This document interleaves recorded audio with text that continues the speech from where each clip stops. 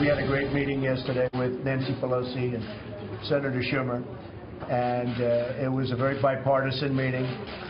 We could have done a longer deal, but that would have affected the military, as you know, so we really kept it for 3 months because of the military. We have a great respect for the sanctity of the debt ceiling, and Chuck does, and Nancy does, and we all do. So that will never be a problem. Debt ceiling will never be a problem. That was President Trump earlier today talking about the deal that he made with congressional Democrats on the debt ceiling, which will prevent a government shutdown at the end of the month. And many Republicans are reportedly livid with the compromise. But didn't the president get to the White House? Didn't he promise to be a deal maker? Is this a good deal? Joining us now with reaction, editor-in-chief, Life Zet, Fox News contributor, nationally syndicated radio host, and I don't have enough time for the rest of the introduction, Laura Ingraham, who we all know. All right, before I get to that question, I want to get back to the hurricane issue. Yeah. Look, we believe in limited government, but the biggest criticism the left had was Melania's shoes, which was pretty despicable in and of itself. You know, I called over to the White House today. I found out they have pre-positioned troops, food, water, medicine, supplies, cots, blankets, baby formula. They have General Mattis ordered 4 Navy ships, and they have thousands of people on the call, on the ready right now.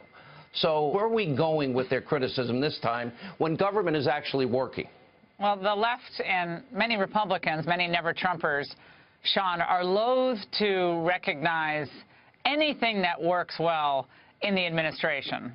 Except maybe if we're getting involved in another war, they'll be happy with that for some of the never-Trumpers. But other than that, they will not acknowledge, and nor should President Trump wait for, the acknowledgement that in the face of the worst natural disaster to befall our country, which it looks like this hurricane is going to be, the Trump administration did everything possible to coordinate on a federal, state, and local level and be prepared in a way that I think is really, it's admirable, it's smart, it's what government really should do at a time like this.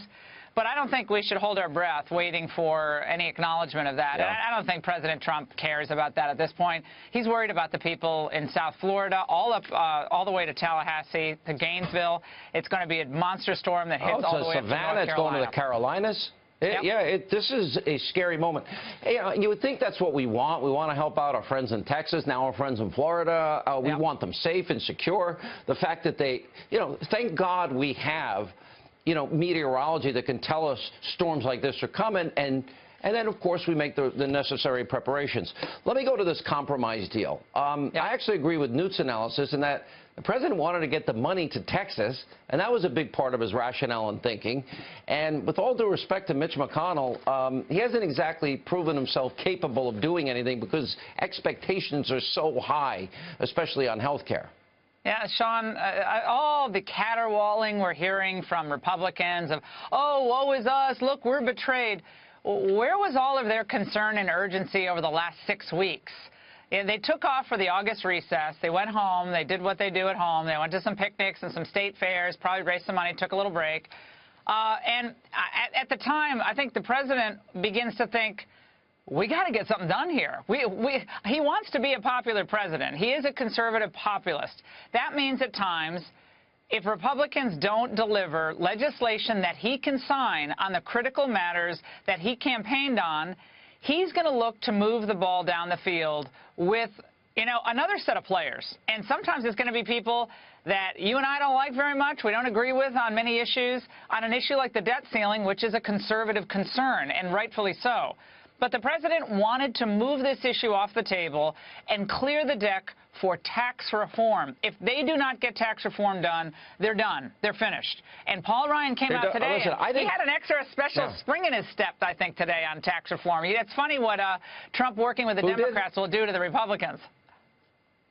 Oh, who? McConnell? I didn't hear who you said. No, Ryan.